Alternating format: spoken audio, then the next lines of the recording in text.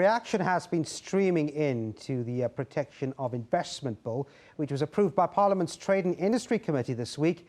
It's a step closer to becoming law. Now, the bill is intended to replace bilateral investment treaties with mostly European countries that are expiring and won't be renewed. The government says the bill will ensure foreign and local investors are treated in the same way, but those opposed to it say it could deter investment in South Africa's struggling economy. Well, with me, Azwimpheleli Langalanga. He's from Tutwa Consulting. He joins me now just to get a better sense on the implications of this bill. Azwi, thanks indeed for coming in. Perhaps just for context, let's take a look at the history of this. We've had these bilateral investment treaties, which essentially guarantees that foreign companies have got certain rights and are treated with international standards in a particular state that they are invested in. Is that all absent in the new bill? Yeah, thanks a lot. Generally, it is absent in the bill, in the sense that, so the bill seeks to sort of codify, that's what the intention of the bill is, which is to codify the international standards of FDI protection, like your national treatment, your fair and equitable treatment, and expropriation and things like that. But that is absent in the bill. And what is also absent in the bill, which is also really worrying investors, is the right to investor-state dispute settlement, which is an international arbitration right that is usually granted to foreign investors. And why do we need an ISDS provision? It's because currently, if it is only domestic recourse, it will be up to the Constitutional Court. But if there is an ISDS provision, investors generally feel more comfortable with that because it is perceived to be more neutral and at least depoliticized. It's not part of it's independent of the domestic political economy. And why does South Africa also need to have these standards maybe incorporated into the bill is because South Africa has very young institutions. While the court system is working very well, it has not yet been tested to the limit. And there is a danger that when push comes to a shove, so to speak, the judicial system might be compromised maybe one day, because if you look at further north in Zimbabwe, the judicial system used to work very well there, but then later on it got highly compromised to the detriment of foreign investors.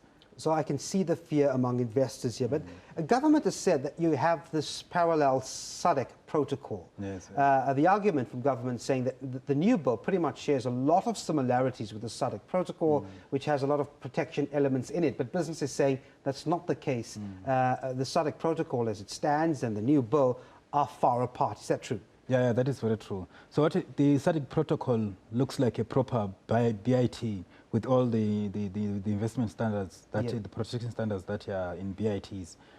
But the promotion and protection of investment bill that we have here in South Africa, it's very different from, it actually takes away, the bill does not have those standards that the protocol has, to the extent that South Africa has begun a process of lobbying the SADC member countries so that they can revise the SADC protocol and make it in line with the South African domestic investment protection bill.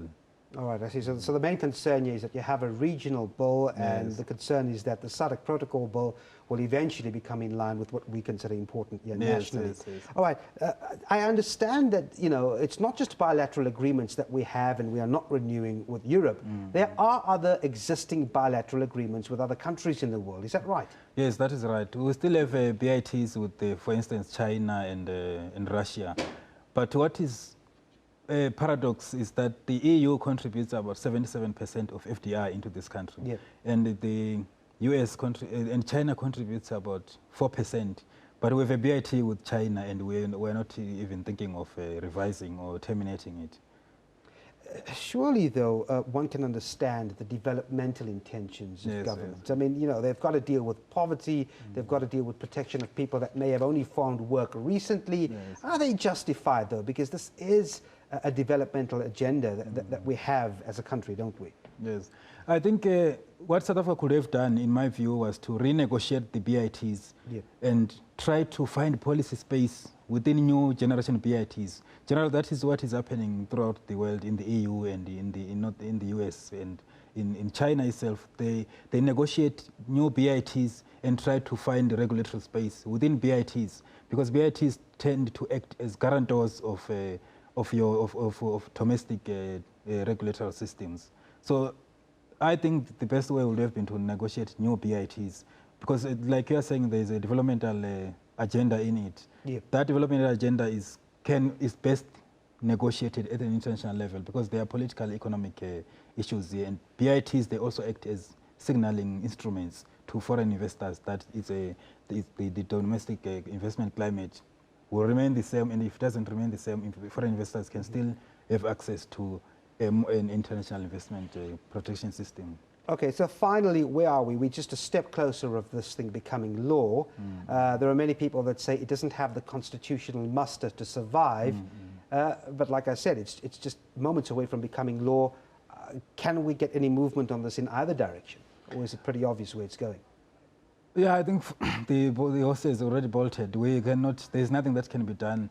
But in my view, it might be actually in line with the Constitution in many ways. But when you talk of FDI protection, we do not talk of the domestic constitution, because as a foreign investor, you can't rely at a domestic constitution, because that can be changed anytime when the political actors feel like they need to change it. All right, we're going to leave it there. Azwimpheleli Langalanga from Tutwa Consulting. Thanks very much indeed for coming in. Yeah, thank you.